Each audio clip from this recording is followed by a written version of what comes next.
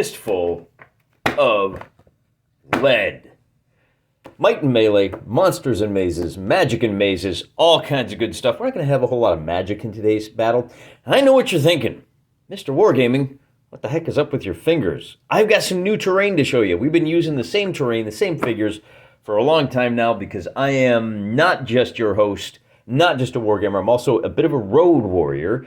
And I was thinking there's got to be a way that I can add some new visual flair on the cheap. Kind of thing you can buy, throw on the table, and then throw away after you've used it 3 or 4 times because you've gotten all the joy out of it that you really want to. You know, something where figures cost 15, 20 cents a piece. They come pre-painted. And wouldn't you know it, the craft store has these wonderful little dinosaur minis. Meet the Beastmaster. This little halfling here is a leader, but he's a leader of animals. And the 4 dinos in front, the Stegosaurus, Triceratops, Spinosaurus, and T-Rex, are going to be his minions. And we're going to have a fight, 5-on-5. As you can see, Mr. T-Rex has had a little bit too much to drink lately. What is it, Triassic berries are fermented.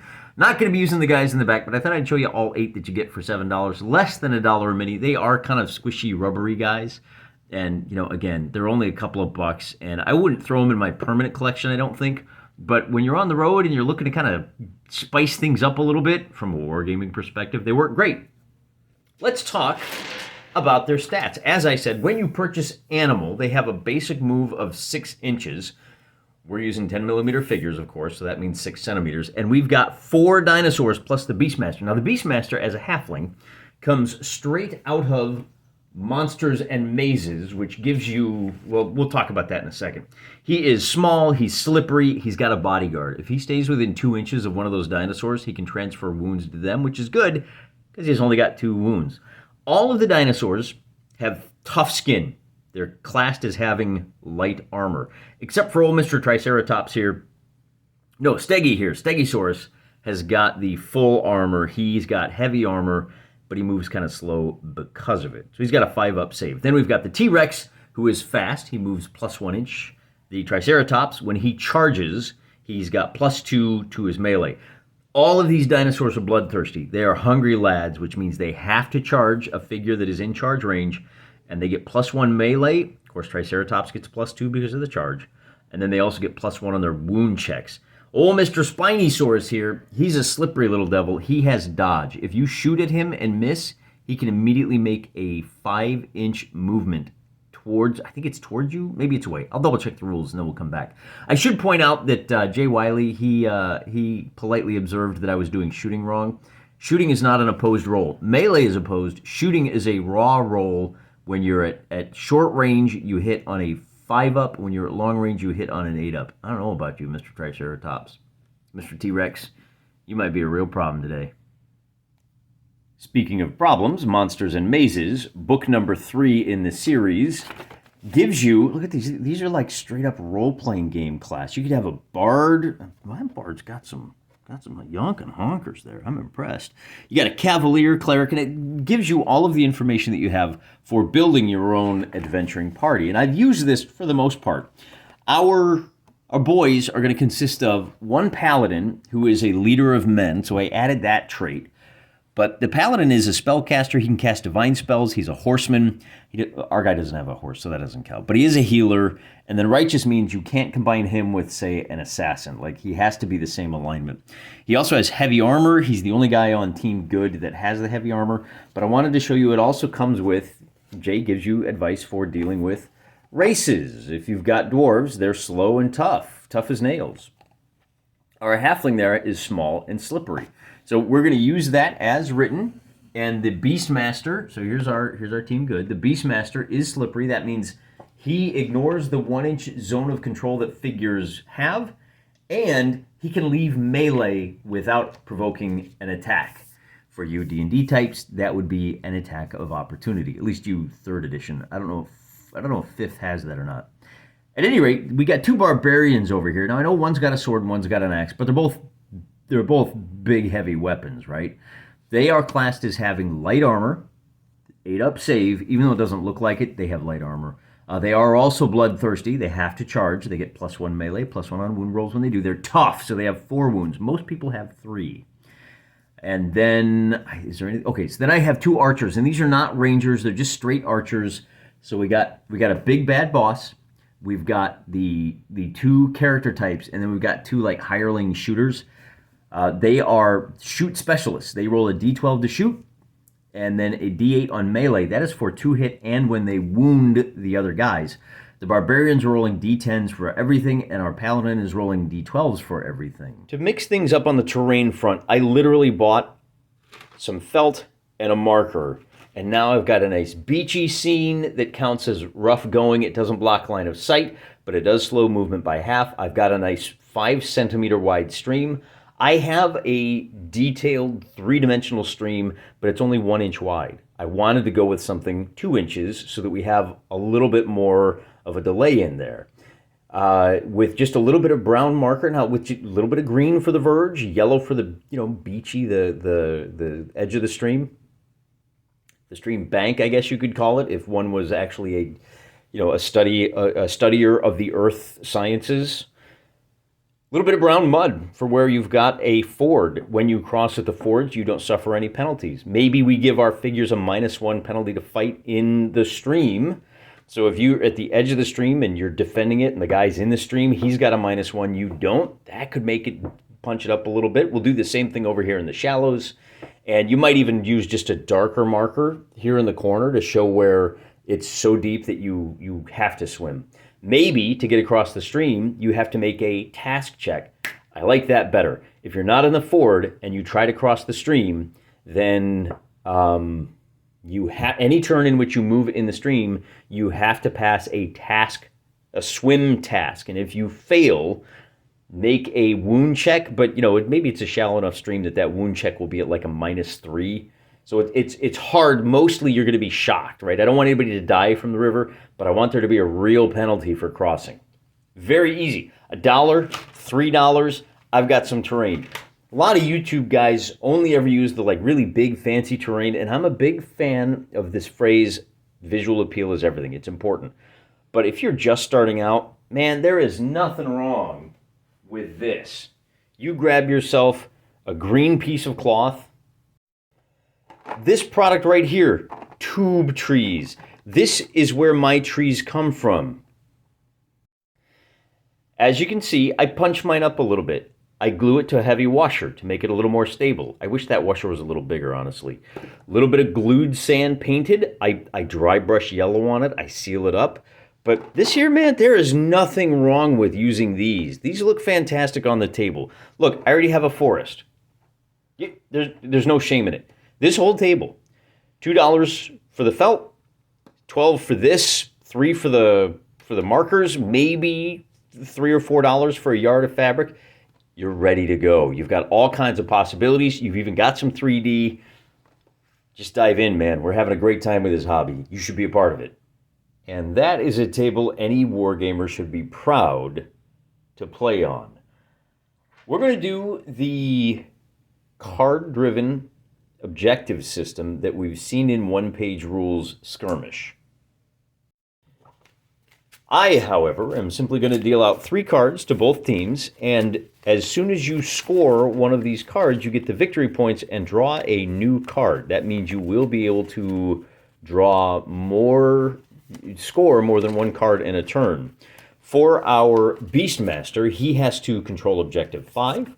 He has to have at least 1 unit within the enemy's deployment zone, and if he has 3 units in the enemy's deployment zone, he gets 2 victory points, and then 2 victory points if he controls objective marker 5 at the beginning and end of the same round. We will play 8 turns all together, and there was something else I wanted to mention. I pulled out any cards that weren't relevant. Some of the cards are specific to the one-page rules method of scoring and rule set. Like there's no hero figure. You could kind of fudge it, I guess, a little bit, but I thought it'd be easier. Let me just pull them out. I don't have any flyers, so I took out the card that says kill a flyer. For the good guys, they have to destroy 1 enemy unit in melee. If they do 3 units, they get 2 victory points. Control objective marker 6 at the beginning and end of the same round. And control objective marker 4. So I lay them out like this. Both sides want to deploy, and we're going to deploy off table. You're going to have to use a card and your first action just to get on the table. That's going to be turn number 1. So technically, maybe you only have 7 turns to achieve your objectives. But given that both teams want 4, 5, and 6, both sides want to start over here. I'm going to roll 2d6 for each side. The heroes are the white die. High roller gets to pick. So the Beastmaster is going to choose to deploy on this side of the table and the heroes on the opposite side. I've already shuffled the cards. We'll do a quick cut just so you can see I'm being honest. And I'm going to deal out 5 cards to the heroes first. They get a 7, king, 5, 8, and 5. And the dinosaurs get an 8, 9, 4, queen. Oh, they just missed the flush. And the ace of wilds. Well, it's an ace of diamonds. No surprises at the end of turn number 1. We've got a couple of archers that have moved up. They're going to take station right here and try to pepper this point. They can knock that guy out. Maybe they can run around and seize number 4. But I think that's a foregone conclusion. Moving on to turn number 2. You can see the barbarians are moving up the hero's right flank. The archers up the left. The good guys want to seize these 2 objective markers. Seizing the objective marker won't do the... Well, no, that's right, it will, because we're going to give each team 1 point for every objective marker they hold at the end of the game. Meanwhile, Mr. T-Rex, remember, these guys move 6 centimeters. Mr. T-Rex is fast. He moves 7 centimeters on his first action. And now we need to deal out the cards to individual characters. One of the commenters suggested that he allows each side to swap 2 cards to give them a little bit of greater flexibility, of freedom of movement. And I like that idea. I'm not going to do that because I'm barely getting through these videos as it is with so much going on. But if you wanted to kind of spice up your games a little bit and make it less of a... I actually like this whole set up the dominoes, see how they fall. They fall like T-Rexes. And, you know, it takes one of the, like, major decision-making processes off your hands as a solo wargamer to just let it play out. And the fact that this king gets to go first, you know, obviously, I've already decided what he's going to do. He's going to use both actions, so he can move a total of 10. I'm sorry. Guys move 5 centimeters, not 6. The T-Rex moves 7 because he has... all of the animals move 6. The T-Rex moves 7. Yeah, I'm going to have to get some hot glue and take care of him, I think. So that eliminates this card. Our Slippery Pete, the Beastmaster, can come up and stand on number 5. So he'll seize that. That's with the Queen of Spades. Then, which card is next? It's going to be the 10. That's Spinosaurus, who says, well, I can move 12 centimeters. I'm going to go block this forward right there. And that's the 10 card. So next comes... Now, this ace can be used for anything. And I think we want to go ahead and use it right now. Let's move him up. At this point, it's not going to do him a whole lot of good. So he can move 14 centimeters. And remember, you only need to be within 3. So he's going to slide around and stop right there so that he can seize number 4. Then it looks like this archer gets to go. If we move him... Oh, all this terrain gives us some interesting thoughts to think. Do we want to bring him over here and risk getting charged, or do we bring him down this way and risk not having a line of sight, or having the dinosaur being out of range? Remember, that longbow only has a range of 24 centimeters. I think we'll be okay. We're going to bring him around to here, and we'll check our shots. So he is within long range. That means... and I got it right this time, we're going to roll a d12. Mr. Dinosaur is going to be hit on an 8 or better. So a 3 is a miss. It's not an opposed roll. Got it. The 7 card is next. So this barbarian is going to move up to here and pause. That way he can seize this objective marker. Then comes old Mr. Triceratops. And I don't think we're too worried about those archers. I'm going to bring the Triceratops up this way to here. And then both the 5s go. So it looks like we're going to start converging down. Well, we got to bring him up to here so we can seize objective number 2. And then likewise, it looks like we're going to have to... Our archers, do we want to keep them together, or do we want to go try to seize this objective marker? I think we're going to leave them together for now, because that may be the only way they can survive. But to get the line of sight, we're going to have to move to here. And then we're going to take a second shot at this dinosaur with the D12, long range again. A 10 is going to be a hit this time. Because our sniper is so awesome, he rolls a D12. He gets a 3, which means Sexy Rexy is shaken. He gets the big yellow Rutrow, but he's not wounded, and he's not laying down. You know, now that I think about this, having a guy that falls over so easy is a bad idea when you're playing a game where laying down figures really means something. Either way, because he took shock from being fired at, he has to move back to cover. That puts him, well, he's going to be right about there. Remember, it's half distance, so he's not really falling down. Being shocked, let's say that you could be shocked and control an objective marker. This will apply for both sides. The only way you are still on the table and you cannot seize or take an objective marker is if you are wounded. Boy, maybe this won't work out so well. I didn't think about this part. Let's do this. Let's make seizing an objective marker. By the way, this guy's going to move 6 to here. He's going to race around to try to get a hold of this objective marker. In order to seize an objective marker, you have to pass a task roll.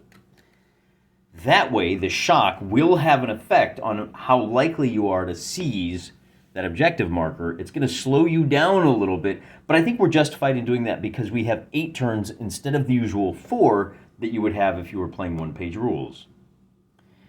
We are on turn number 3, and with this deal, the Spinosaurus gets the first action. You will recall the aces are wild, but even if the ace declares itself as a king of spades, it takes backseat to the real king of spades, no doppelgangers.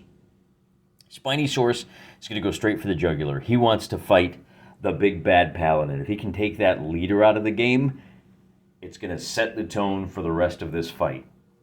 For this fight, we're going to be rolling a d12 for the paladin, +1 because he's got a sword. The Spinosaurus charged, he's rolling a d10 and adding 1 because of his charge. If he wins, he'll also add 1 to his wound check. We're going to call that an 8 to 11. Winning by 3 means the paladin inflicts a wound. Hey, you know what I forgot? I forgot that armor check. All of the dinosaurs have light armor. I forgot the armor check on that Triceratops. With a difference of 3, this armor check is going to be at +1. And because the paladin is super tough, he's inflicting the wound with a d12. He gets a 4.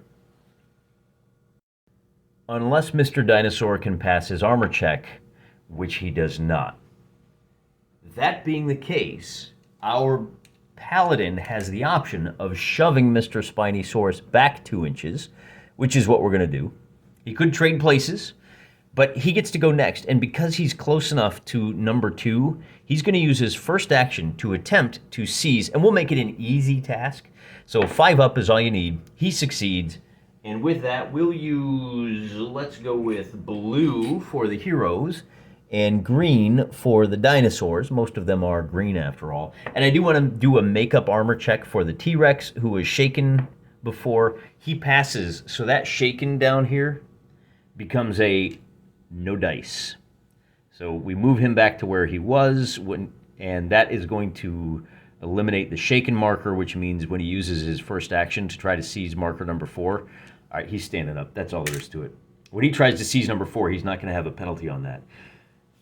We are back to the paladin. He wants to go next, and this card is for the guy in the back. And he wants, oh wait, so he seized that, and then he will move into combat, and we fight a second round of combat, a D8 plus a D12. But Mr. Spinosaurus now is at a total of -1 because he shook, and the Paladin is at +1.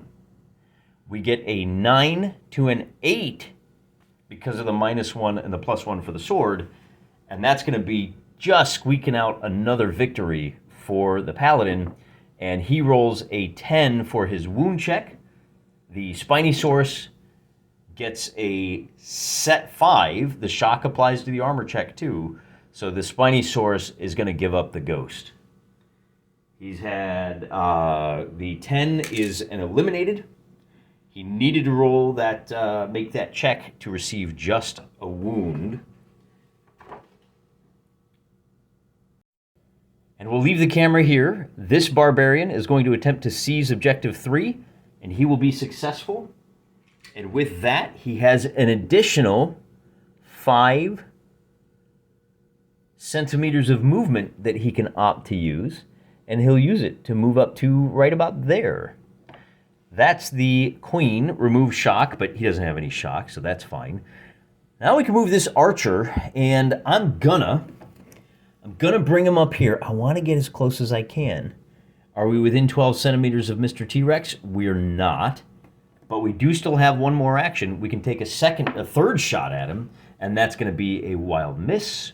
That was on this card, which was another queen, and then we have a Jack of Hearts, who is going to move up to, I can move 10 altogether.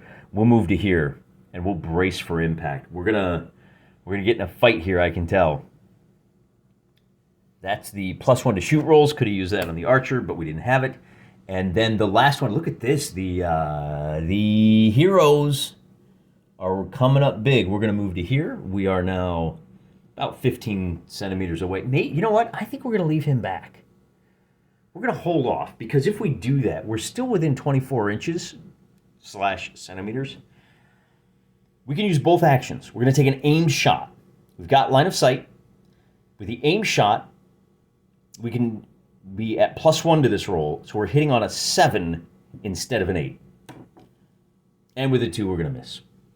That's it for the heroes on turn 3, and that means it's payback time. Steggy over here is going to use his 7 card to try to seize this objective marker. And he rolls a 4, but notice what it says on the 7 card. Re-roll 1 die. He gets a second shot at that. He needs a 5 or better. And he's going to score a 10. You know, it occurs to me that the rules for animals say they don't get to make task rolls, but we're going to allow it for the purposes of seizing objectives, because otherwise the game just doesn't make any sense. He has a total of 6 centimeters of movement left, which is going to put him right here, and he's not going to be close enough to fight that barbarian. But he doesn't mind so much because his friend is absolutely close enough. Mr. Triceratops is going to charge into combat. And remember, he's got heavy armor. Now, he only moves at 5 centimeters. He's within 10, so it's okay. And in this case, both of these figures are going to be rolling D10s. I'm going to roll a blue D10 for the hero and a red D10 for the Triceratops, who goes charging in. And I think the Triceratops, I think that's pretty close. He's probably like a young one. He's not a child because he stands, I think, didn't Triceratops stand like 8 to 10 feet tall? Little on the young side, but it works for these 10 millimeter figures. Steggy is going to be bloodthirsty. He's at +1 because he charged. The Barbarian has light armor. Oh, you know what? The Barbarians are at -1 to seize these objectives. I got to remember that. I don't think it's an issue. I don't think either of these guys seized with, you know, they need a 6 to seize, and I think they got that. I think we're okay, but I got to remember that. They are fearless and whatnot, but this is going to be just a straight D10 roll with a +1. Oh, wait a minute. I forgot. That Barbarian has a 2-handed weapon. Doesn't mean anything on the melee roll, but he does have +1 on the wound roll if he wins, and he reduces the armor. He's got AP. So the heavy armor for the Triceratops becomes light armor. As I said, blue die for the hero. And with a 7 to 2, oh no, this 7 becomes a 9 because he's charging. That is a difference of 7, and that is going to be a +3 3 on the wound check for Mr. Steggy. We'll roll a d20 to see what he does. And with a 3, the +7 means it's an additional +3. So that is going to be wounded. This guy goes down. Well, wait, does he? He's got light armor. We'll roll a d10, and he needs an 8 or better. But he fails that, so he does go down with a wound. Right here. Ugh. The question becomes, do we send the Beastmaster in to finish off this fallen barbarian? But then he's going to get chewed up by the other 2 heroes. You can't see Mr. Paladin. He's hiding behind the bushes. I don't think that's a good idea. He's -1 when shot at. We're going to bring him this way. We're going to race over here to see if he can get into the face of these shooters. But before that happens, we'll actually bring Mr. T-Rex here is going to try to seize an objective. And with a 2, he's going to fail, so he'll have to use his second attempt. And he fails a second time. That's the end of turn number 3. We check for victory conditions. And wouldn't you know it, seizing this objective marker here is worth a bonus of 1 point to the Beastmaster. Destroy 1 enemy unit in melee, scores 1 victory point for the heroes. Hey, why are you shooting that way? You should be shooting this way. Did they control objective marker 4? No. Did they control objective marker 6? No. So that's it. Both guys get a new card. This first card will go towards the heroes. Control objective marker 6. So they really need to get over here. That's going to be a fight for that. The dinosaurs, meanwhile, need to control objective marker 3, which is this blue one. That might be a bit of a problem. And that takes us to dealing out some more cards. This is a really good deal for the heroes. Our T-Rex says, the heck with this. I'm using all of my movement to get to right here. If I'm going to fumble on seizing, he has the king, so he goes first. If I'm going to fumble on seizing, I might as well leave it for my boss man to pick up the pieces. The Queen of Hearts was dealt just in time to the right guy. He's going to use that card to stand up, heal his wound, and he now gets another action, which he can use to fight that Triceratops. The Triceratops won, so he could have switched places or pushed the guy back. Probably would have pushed him back, but that just means he charges in, and functionally, there's no difference. So we are now back to the, it's going to be just a straight D10 roll, right? Our Triceratops didn't charge. He has to charge the nearest enemy because he's bloodthirsty. Blue die for the hero. This time the hero is going to lose by 4, which precipitates a wound check at +2. And the 6 + 2 is going to be, 4? Is that +2? 4 is at +1. So that 6 becomes a 7. And he wounds, once again, he puts a wound on that barbarian. So the barbarian falls down. Is going to have to make a recovery check. This time the Triceratops is going to, no, he's just going to hang tight. He's at +1 on shoot rolls, but that doesn't do him any good. And the problem here is that this barbarian has to charge him. Brah. And we are on the jack, are we not? Yeah, we are. +1 to the barbarian. Things get a little more complicated because the wounded figure is still in the fight. He's going to be at -2 on the attack. We'll use this blue die for him. The barbarian that charged is going to be at +1 on the attack, and the Stegosaurus, the Triceratops, is going to be at +0. That +1 is because of the Jack of Clubs. So we're going to shake them all up, and we're going to drop them real close so you can see that I'm legit. The guy that's on the ground is going to roll a total of 8.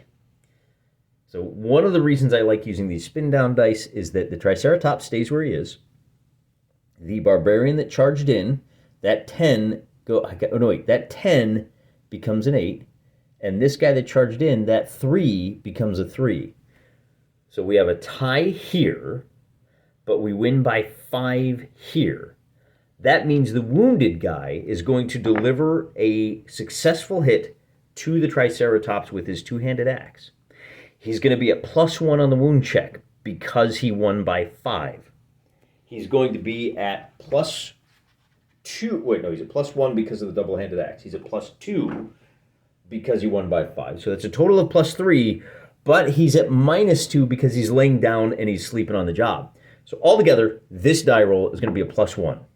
And I roll a 9, +1 is a 10. That is a killed unless our heavy armor guy, oh wait, the double-handed axe has AP1. He's treated as having light armor.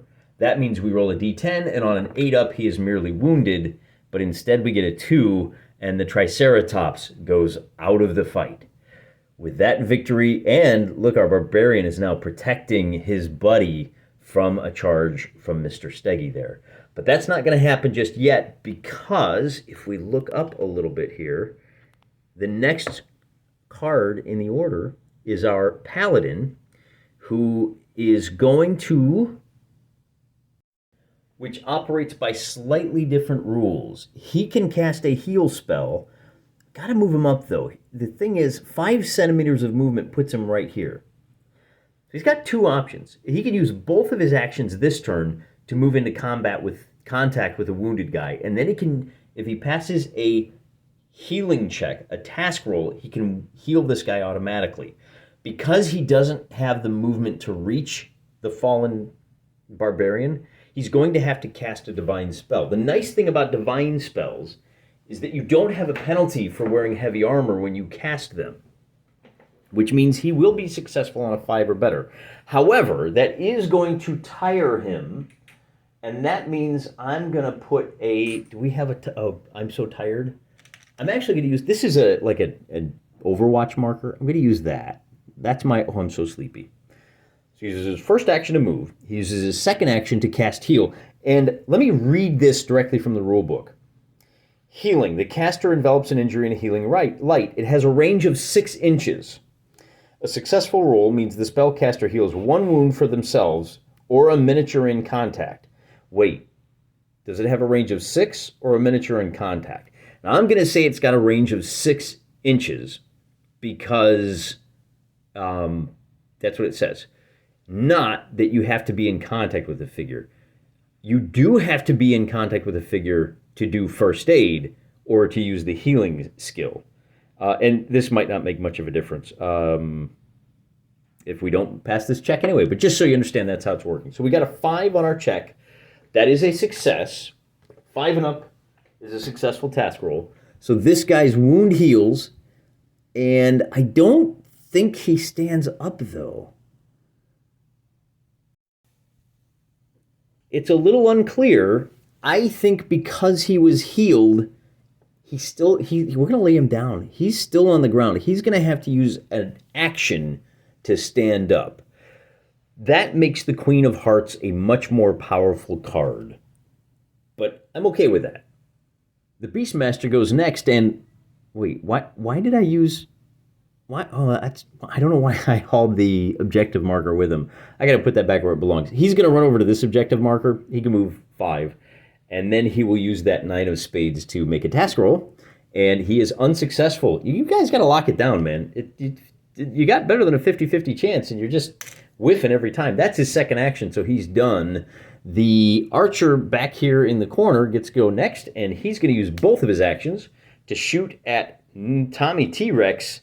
He rolls a d12, and he gets the reroll. Well, he gets 1 reroll this turn. So he rolls a 6, and he hits. He only needs a 5. Oh, he only needs a 4 because he used both actions. So he hits with a 6, and he hasn't used his reroll. He makes his wound check. It's a straight check.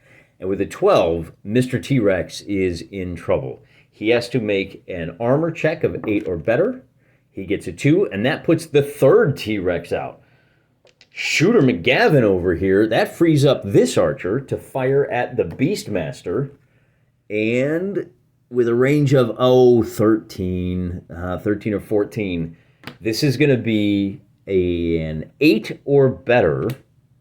But he's aiming. He's using both of his actions, so he only needs a 7 or better. He gets a 5. That's going to be a whiff. and I think he's okay with that because we have just one more action left to go, and this Steggy boy has to charge. We would love to use the Stegosaurus to come take advantage, to come seize this objective, but animals have to charge. And they're due for a win here, I think. So one Steggy boy is going to be rolling a d10. He's going to be at +1. Blue die is +1. The red die is plus nothing. That's going to be a 5 to 10. That's +2 on the wound check for the barbarian. With AP 1, it's a straight roll. And a 4 is going to shock this one Steggy boy. We will trade places with him, and we will drop a shock down. I know the Stegosaurus has... Oh, wait a minute. The Steggy boy has heavy armor. I think I said the other guy did. It's still going to be a whiff. This turns the heavy armor into light armor, so that means he does get a chance. We're going to make with a 1, he fails his armor check. And that will be a shock on Mr. Stegosaurus. So we've swapped places now. And that's the end of turn number 4. We go to turn number 5. And before we do, I should point out that our heroes have now slain 3 enemies in melee. That picks them up an extra victory point. But they don't control objective marker 6. Now, having controlled objective marker 6 at the start and end of the turn, no, and no. Boy, it's not going good for the Beastmaster, is it? All these heroic abilities are really taking their toll. And also, whiffing on all of the task rolls isn't helping the dinosaurs at all. Time to deal some cards. On turn number 5, our archer is going to take the +1 by activating this ace as a jack. He gets a +1 to shooting, and he's going to aim. He's got a total of +2 to shooting. He is at long range still. He hasn't moved yet, so it should still be long range. He needs a 6 or better. Normally it's 8, but with a couple of bonuses, he gets a 6. He hits. That's going to be a wound check of 12. Beastmaster's out. Unless he passes this check, he does not. He's going to be out of the fight. And I'm kind of thinking with 4 guys gone, this game is just about over. Next up will be the Barbarian here attacking the hurt guy. The blue die is the hero. The red die is at -1. The tie score, so the hero gets an 8. No, gets a 7. The dinosaur has a shock marker. He also gets a 7. He is all tied up. That's the 10. Then the 8 gets to go. Our leader is going to rest for a turn so he can cast another spell. And then he's going to move. I don't think he's got the movement to get into combat with that dinosaur. Dinosaurs are pretty big, though. Oh, you know what? My little guy is at -1 to be shot. There was an extra -1, but we needed a 7. We still rolled an 8. He's still okay. The archer is still okay.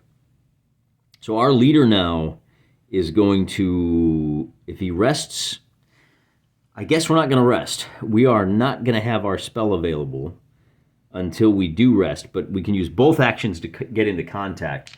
And now the dinosaur is going to be at a total of -2 to his roll, because he's fighting 2 guys and he has a shock. The boss man here is going to be at +1. We'll use the... Let's see. Oh, the boss man uses a d12. That's what it is. So the Stegosaurus is going to be at -2. He's going to wind up with a 4. And then we have a 5 for the boss man. I hope I didn't adjust that with my finger. I might have just cheated the dinosaurs, but I think the game is over anyway. The other barbarian is going to roll a 6, winning by 2. So this wounded die is going to be at +1. This wound die is going to be just regular. So that's a 3 for a shock, and that's a 5. So 2 more shocks delivered to that guy, and he gets to make 2 saves. Oh, no, he does not. He's got light armor. One of them is a definite shock. The other one is going to fail, so he gets 3 shocks. And something happens, something important happens at 3 shocks. There it is. If your shock outnumbers your remaining wounds, you have to retreat. We're going to switch places with this guy. We're going to drop another couple of shock on him, and then this barbarian is going to stand up and wade into the melee. And I think this is over. That's the 8 and the 6. Oh, the archer over here can run to there, and that's all he needs to do. Is he close enough to... Look, it's not going to matter, right? Because we're going to do a melee here that's going to be ugly. The dinosaur, for his part, is going to be at a total of minus... He's got 2 friends and 3 shock markers. He's at -5. He gets a -1, which means anything the rest of these guys roll is going to be a hit. The guy that charged gets a +1, so he gets a 5. The leader gets an 11, and an 8 for this other guy means we're going to roll, like, this is going to be at +3. He gets a wound from that, and then we've got 2 more. We're going to get an out of action and a shock, so he gets 1 of each, and even if we allow him, 2 of those are not going to be, there are going to be AP1. He doesn't get a save. So he's going to take at least 1 wound, and then we'll roll for the big boy and see what happens with him. With a 7 plus the 3, that's going to be out of action, and like I said, it's not going to matter. So clean sweep for the heroes. Player characters are very strong. Now that I've played this, in retrospect, doing a seize the objective scenario with 4 fighters, the dinosaurs, who must charge... They can't turn and seize an objective. They have to go at their enemies. I thought this would be a bloodbath in the other direction because I gave all of the dinosaurs, light armor, bloodthirsty, plus 1 other ability. I thought between all of that, this was going to be a cakewalk for the dinosaurs. But when you look at all of the abilities that these... And again, the archers... If you give them light armor and the fancy shooting, and then you channel them, or you've got a situation where they can stand off beyond the charge distance of the dinosaur and just keep plinking away at them. I mean, we got like 5 or 6 shots before the dinosaur got set in. In retrospect, maybe we should have just sent the T-Rex up and just started going melee and wiped those guys out. That might have been a mistake, focusing on the objective markers. Like the one guy... And that's part of the problem. The one guy who could have sat on an objective marker should have charged and gone into melee. I'm not so impressed with T-Rexes anymore, despite what Steven Spielberg says. Hey guys, until next time, I think we did a lot better. Also, I'm praying for you.